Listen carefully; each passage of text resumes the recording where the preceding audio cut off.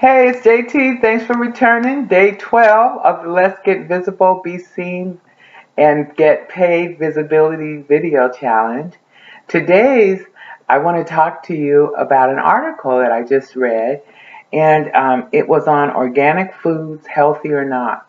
And the author is Steve Meyerowitz. And it opened up with a quote that health is not valued until sickness comes. And that actually got my attention because that's somewhat true in my case. I was, in general, I consider myself healthy. I'd eat the 3 meals a day, maybe a little more than 3 meals. I drink my 8 glasses of water and, went along. But until I actually became ill and required surgery, did I really take a focus and a more serious attitude about what I ate. And in this article, Steve talks about how we develop our habits and how we decide whether or not to eat healthy. And, it really was kind of shocking. He said that like the top 5 motivating reasons why people actually shop healthy is 66% was health and nutrition. And then by taste was 38%, food and safety was 30%, environment 26%, and availability 16%. And I guess I have to somewhat agree with those stats. They're pretty, it's succinct, they're pretty comparable. What's the word I'm looking for?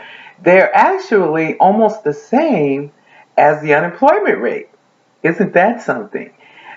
So I definitely go along with him where he says about availability.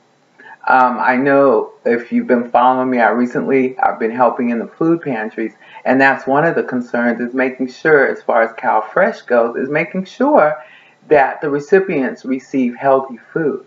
But now organic food really takes it down. It goes down to actually the soil and, what the farmers use.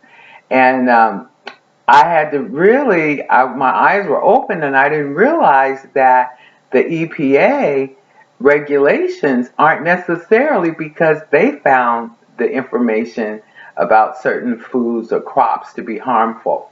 A lot of their decisions have been made as a result of consumer protests. And so I'm saying to you, ladies and gentlemen, that it's up to you to actually, be heard, make a voice, because otherwise, don't tell him what we're going to do. And an example that he used was the agar apple.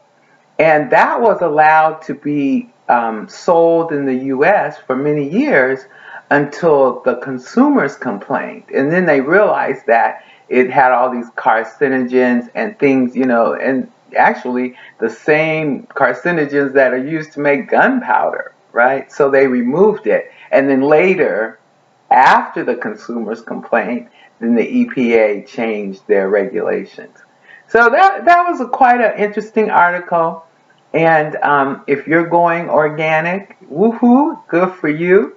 And if you're not able to shop organic, still be aware of what you're eating because you only get one body. You want to maintain it the best way you can. So thanks for watching. I hope this was helpful, and I'll see you on the next video.